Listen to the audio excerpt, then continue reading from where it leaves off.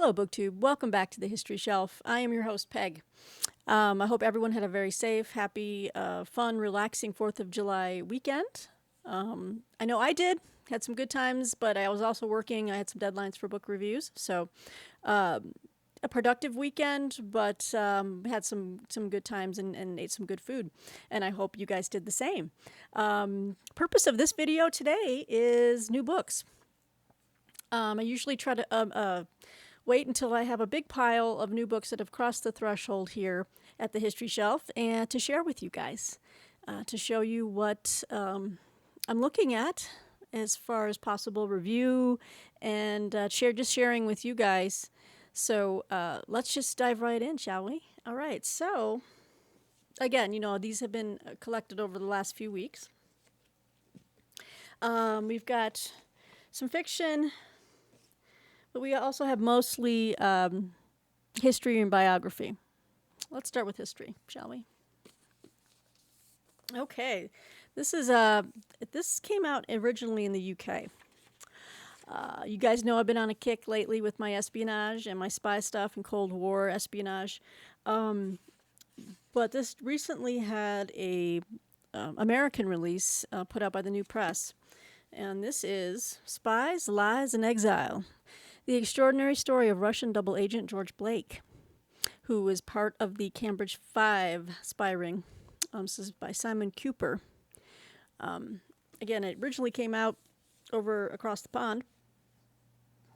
But, and I read a review about the book, basically saying that George Blake was kind of like the outsider, because he wasn't part of like the hoity-toity guys that were, all had their Eton educations or wherever they were from. This guy was just more of a gritty character.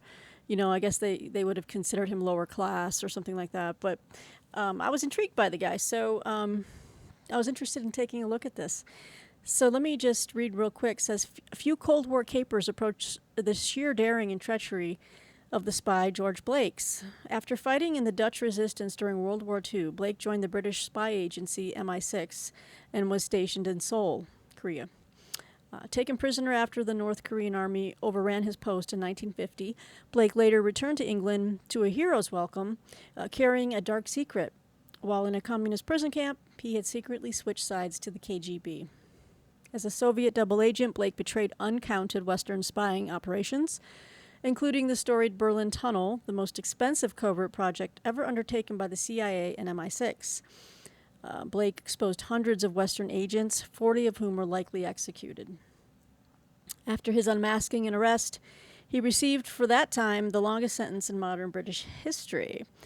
Much of Blake's career existed inside the Hall of Mirrors that was the Cold War, especially following his sensational escape from Wormwood Scrubs prison. Veteran journalist Simon Cooper tracked Blake to his dacha outside Moscow, where the aging spy agreed to be interviewed for this unprecedented account of Cold War espionage. Now that the master spy has died, Cooper finally sets the record straight. So, this should be a really good read. Not too big. So I'm looking forward to diving into this one and just kind of augmenting my knowledge of that set. I bought a few books recently about the Cambridge 5 and a couple of the characters involved, so this will be good to have one on Blake. Okay. Oh, yes. Lawrence Wright. He's one of my favorite living journalists, investigative journalists. I loved his Going Clear, his book on Scientology. And then last year, right around when COVID hit, he had already written a book that eerily prophesied this. It's called The End of October. But he follows up that work of fiction about a coronavirus pandemic with an actual nonfiction work on the pandemic. And this is brand new. This is The Plague Year, America in the Time of COVID by Lawrence Wright. His Looming Tower, he's well known for that, which was brilliant.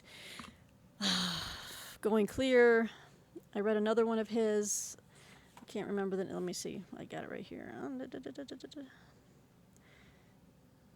13 Days in September was really good as well. Anyway, let's see here. I'll just give you a quick synopsis because we've got a lot of books to get through here.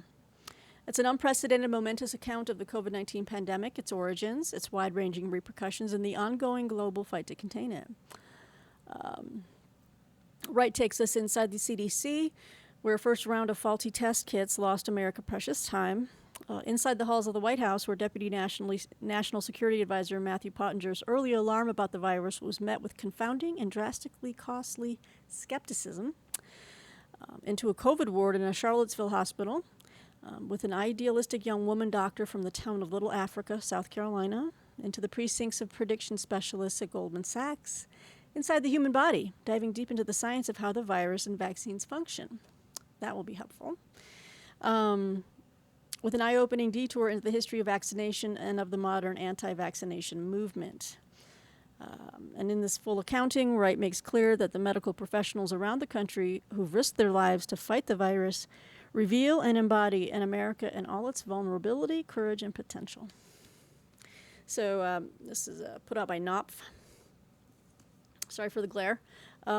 It's very poignant cover with all the lighting along the mall there. I think that was at the dedication, President Biden. And yeah, so I'm looking forward to tapping into this really soon. I think I've got this coming up. I think I'm gonna be able to get to it in the next week or two. Another one I'm really excited about, Biography. It's put out by Basic Books, and they sent me a review copy of one of my favorite guys to watch on Uncommon Knowledge. I've read several of his books. My favorite is Intellectuals in Society, but this is a brand new intellectual biography of Thomas Sowell. It's Maverick, a biography of Thomas Sowell by Jason L. Riley, whom I've also read. I also have another book by Jason Riley, Please Stop Helping Us, which was a really thought-provoking work. I liked it. So this just came out. It's not a huge, you can see, you think of a biography. I mean, the man is still living, thank goodness, Thomas Sowell. But this is more of I've watched interviews with Jason Riley about the book, and it's more of his intellectual journey. There's a little bit of personal, biographical information, but it's mostly about Thomas Sowell's intellectual, academic journey. So I'm thrilled that someone has actually, finally gotten around to doing this. It's about 250 pages, I think. Yeah, about that, and then we got a lot of the bibliography and whatnot. But let me just read you a quick synopsis here.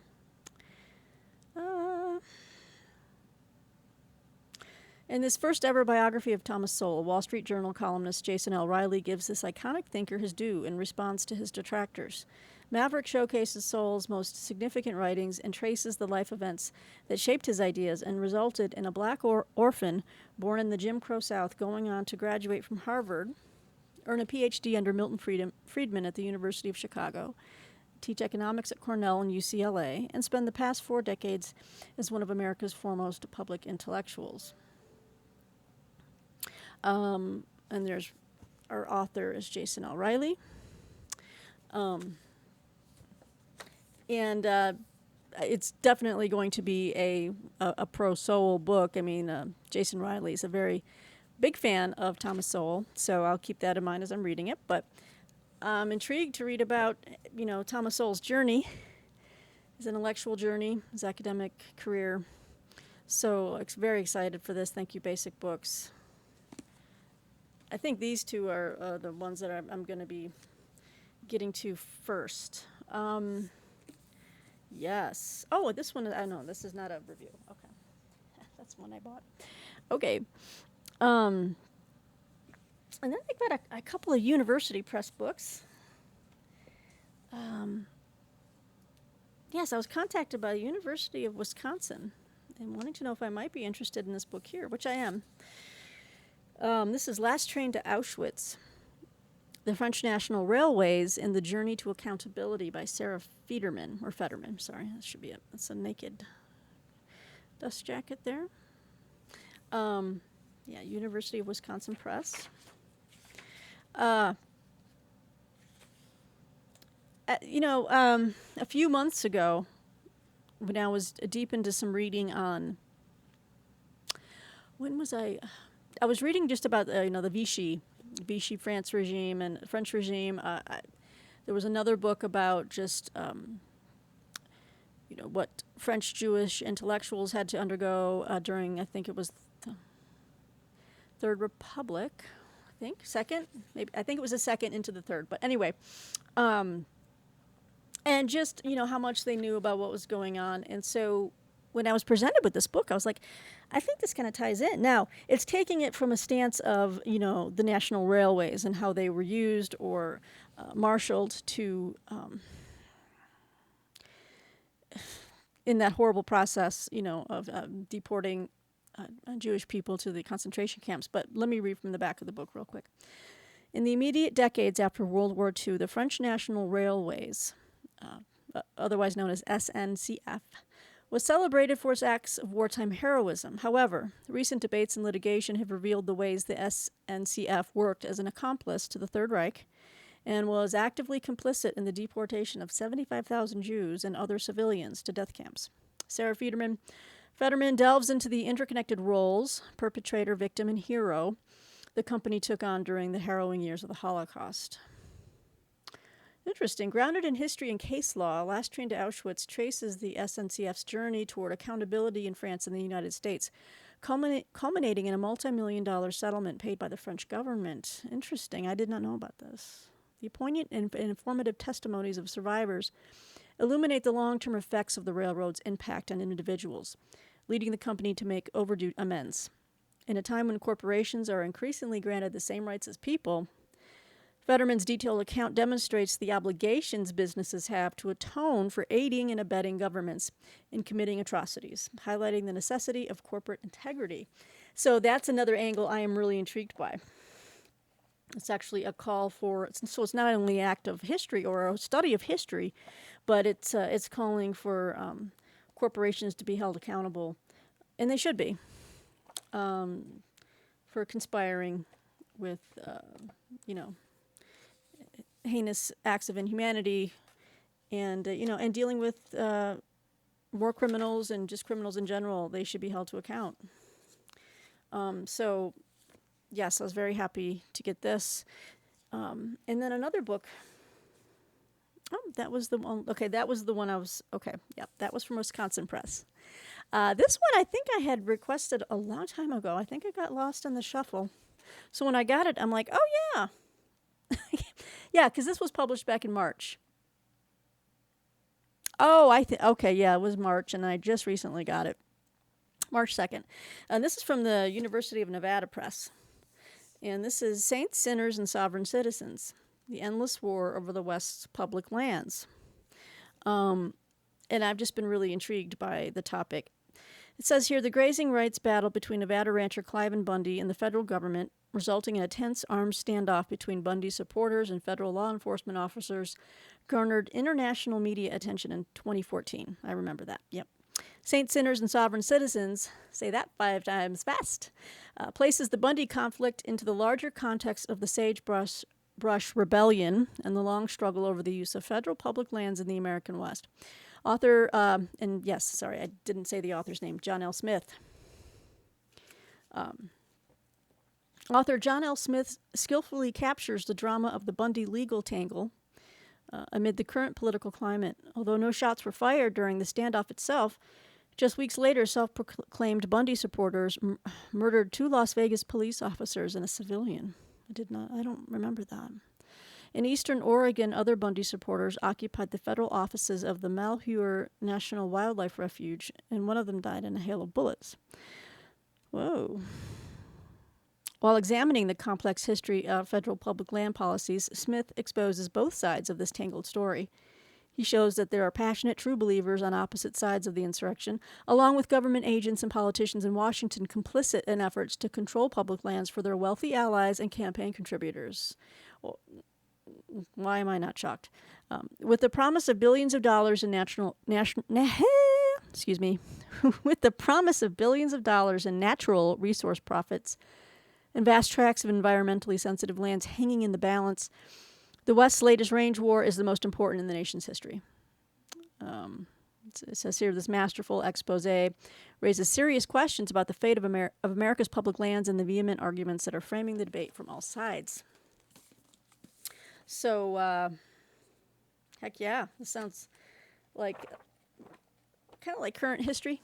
I do like current history. There's actually a journal that's called Current History. But, yeah, they even go into Ruby Ridge and stuff like that just to kind of, set the background over it. But Saints, Sinners, and Sovereign Citizens by John L. Smith from University of Nevada Press. Good stuff, guys. And then I got a couple of books from Baker Academic. And I think this might appeal to a lot of people, whether you're religious or not. And Baker Academic puts out a lot of, well, it is. It's just, a Christian publishing company. And they publish everything under the sun regarding Christianity, religion, spiritual living. This is brand new. This is The Ministry of Women in the New Testament, Reclaiming the Biblical Vision for Church Leadership by Dorothy A. Lee. I was so excited to see this. I said, I need to read this.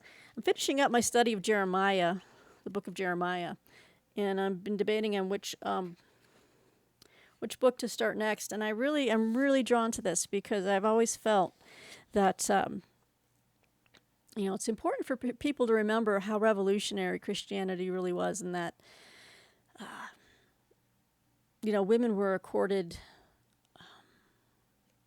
at least, the teachings of Jesus, women were accorded equal weight as far as, their witness. I mean, who was the first person to see the risen, Christ? It was a woman, and she was the first one to tell the disciples. So this book will go into that, it goes into the different, so it goes into each gospel, and Gospels of Mark and Matthew, and covers the women therein. But let me give you a quick, see here, these are blurbs on the back, highly blurbed. Well, let's see. Dorothy A. Lee is she's the Stewart Research Professor of New Testament at Trinity College, University of Divinity, and is an Anglican priest in the Diocese of Melbourne. Great.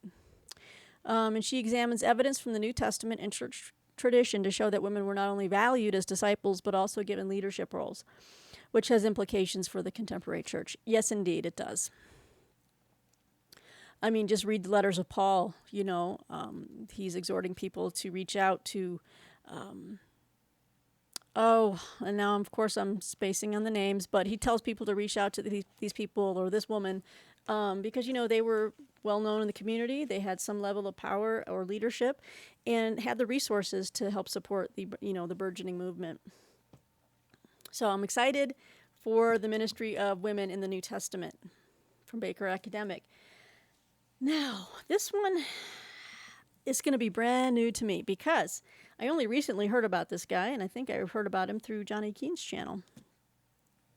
But it's about Herbert Bavinck, right? Is it Herbert? Herman Bavinck. And this is a critical biography of Bavinck, a critical biography by James Eglinton. Sorry for the glare. Let's see here if I can get a description of this book.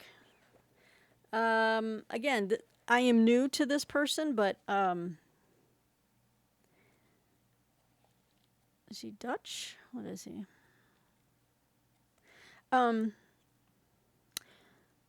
Let's see here. Yeah, he's Dutch. He's a Reformed Dutch, I guess, theologian.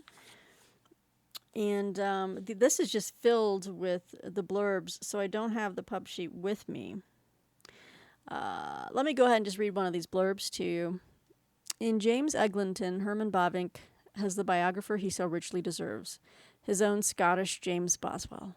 Using fresh archival sources, Eglinton provides new insights into the man, the churchman, and the thinker who was, alongside Abraham Kuyper, the most important figure in the revival of Dutch Calvinism in the 19th and 20th centuries. Sorry, I don't know why I can't speak. Through careful historical research, Eglinton places Bavinck in his broader intellectual and spiritual context as a modern person and effectively challenges some of his oft-repeated myths about him and his secession Christian Reformed community. This will be the definitive Bavinck biography for generations. Interesting. Yeah, so I'm going to learn about a brand new, theologian of a different type of school of thought that I'm not really, I don't like labels when it comes to my faith, but I mean, I'm definitely, I can break it down into the big categories. I'm Protestant, I believe in the Reformation. So when you get into these kind of nitty gritty, offshoots, this like Dutch Reformed and Puritans and stuff, I don't know a lot, and I've been wanting to correct that and read about some of the big thinkers in those traditions. So this will be very helpful for that purpose. So let me know if any of you guys have this book or have read it or know of Bavinck and want to talk about it. All right, so then we're going to switch over to, I think, some fiction. And I was able to procure an advanced reading copy of a few books. I'm really excited for this one. And I'm sure, I wish Martine was around to help me pronounce his last name. It's a new book by Colm Toibin. I mean, look, I know that in Irish it's something else. I just can't pronounce it. This is The Magician, a novel.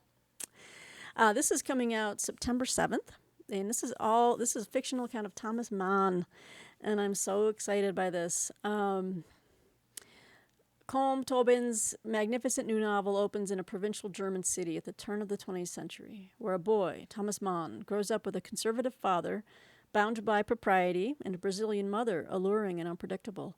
Young Mann hides his artistic aspirations from his father and his homosexual desires from everyone.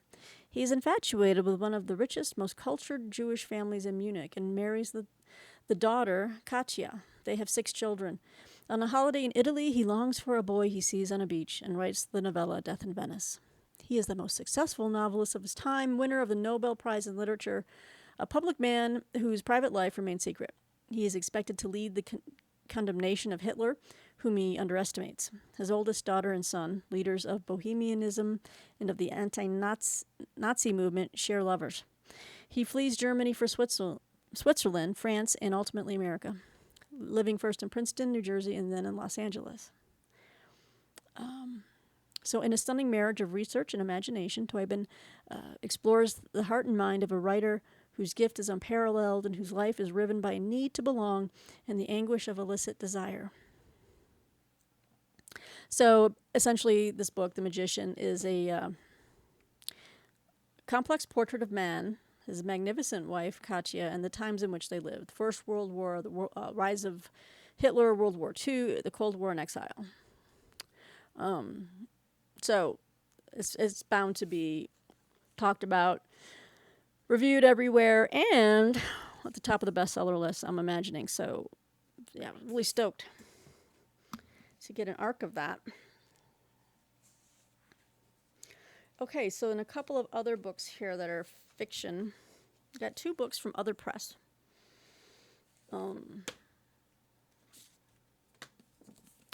This looks really good. This is Above the Rain, a novel by Victor del Arbol. So another work in translation, translated work here. This is the latest novel from a master of European crime fiction, where past, present, and future collide on a breathtaking journey from 1950s Morocco to modern-day Spain and Sweden. Miguel and Helena meet at a nursing home in Tarifa at an age when they believe they have lived it all already. Distanced from their children, they feel they are no longer needed. The sudden suicide of one of the other residents opens their eyes. They don't want to spend their last days longing for supposedly better times, so together they decide to undertake the journey of their lives and confront the darkness in their pasts. Meanwhile, in the distant Swedish city of Malmo, the young Yasmina, a child of Moroccan immigrants who dreams of being a singer, lives trapped between her authoritarian grandfather and her contemptuous mother, who is ashamed of Yasmina because she works for a Swede with a murky reputation. And she's having a secret affair with the deputy commissioner of the Swedish police, an older, influential man. As Yasmina is drawn deeper into Malmo's criminal underworld and Miguel and Helena approach the end of their feverish road trip, Victor del Arbol masterfully reconstructs the history of violence that links their seemingly disparate lives. Above the Rain from Other Press. I think this is out now. Yes, this came out in May, late May. So I enjoy reading translated works. I like taking my fiction outside of just, European and American authors. Oh yeah, the other press book. The other press book. Hey, I'm doing pretty good on time, guys. Gosh, I'm not going to be rambling on this one. There's still time. All right, this is Disquiet, a novel by Zolfu Livaneli. And what intrigued me about this is the topic, the subjects are about the Yazidi people, which in my many readings on just the Middle East and then what was going on in Iraq. And then, of course, what happened to the Yazidis. They were nearly wiped out. I wanted to read this book. I mean, because I've been following, what had happened to the Yazidi people by ISIS. So anyway, this says here. Disquiet transports the reader to the contemporary Middle East through the stories of Melik Naz, a Yazidi Syrian refugee, and Hussein, a young man from the Turkish city of Mardin, near the Syrian border. Passionate about helping others, Hussein begins visiting a refugee camp to tend to the thousands of poor and sick streaming into Turkey fleeing ISIS. There he falls in love with Melik Naz, whom his disapproving family will call the devil, who seduced him, and their relationship sets further tragedy in motion. Oh, goodness. Why can't we have a happy ending? Ugh. A nuanced meditation on the nature of being human and an empathetic, probing look at the past and present of these Mesopotamian lands. Disquiet gives voice to the peoples, faiths, histories, and stories that have swept through this region over centuries. So, it's a beautiful little book. Little story and little French flaps here. But it's not even 160, it's about 162 pages. So, short little story there from Other Press. And then this one, I think I just, I was lucky enough to, I sent off at, like a sweepstakes to see if you can get an advanced reader copy. And I did. I did it over the gram. This came out in April, and I still keep meaning to get to it. But this is by St. Martin's Press. This is an advanced reader's copy of The Next Everest. I love these stories, man. I could just read them all day long. Surviving the Mountain's Deadliest Day and Finding the Resilience to Climb Again by Jim Davidson. I've read all of the great John Krakauer's book. I've read the histories of like Mallory and Edmund Hillary. I just love books about mountaineering. It's something I would never do. Like when I watch these documentaries of people doing this, I'm like, you're insane. But I'm fascinated at the same time. So this is a new book on the topic. And this is a dramatic account of the deadly avalanche on Everest and a return to reach the summit. On April 25th, 2015, Jim Davidson was climbing Mount Everest, I get it, when a 7.8 magnitude earthquake released avalanches all around him and his team, destroying their only escape route and trapping them at nearly 20,000 feet. It was the largest earthquake in Nepal in 81 years and killed nearly 8,900 people. That day also became the deadliest in the history of Everest, with 18 people losing their lives on the mountain. Jeez. After spending 2 unsettling days stranded on Everest, Davidson's team was rescued by helicopter. The experience left him shaken, and despite his 33 years of climbing and serving as an expedition leader, he wasn't sure that he would ever go back. But in the face of risk and uncertainty, he returned in 2017 and finally achieved his dream of reaching the summit. The Next Everest portrays the experiences of living through the biggest disaster to ever hit the mountain. And Davidson's background in geology and environmental science makes him uniquely qualified to explain why the seismic threats lurking beneath Nepal are even greater today. It says this story is not about conquering the world's highest peak. Instead, it reveals how embracing change, challenge, and uncertainty prepares anyone to face their next Everest in life. So, I'm intrigued, and I love these stories, these real life stories. All right, guys. Well, just, the dogs have perfect timing. They know. And we got Boomer rolling around on his back on the floor, rubbing his eyes with his paws. He's so cute. You guys want to go outside? Yeah, I think it's time to take dogs outside. So that's some of the new books that have come in to the history shelf. I have a few more, but I'm going to keep this to 30 minutes, and then I'll get together another batch for another video probably next week with new books. So stay tuned. There's always more coming in, and yeah, I need to find a way to cycle some out. Running out of space, and definitely time. But you know what? I'm becoming a faster reader as a result. So it's all good. Hope you guys are having a fantastic day, and we'll talk to you soon here at the History Shelf, guys. Take care. Bye.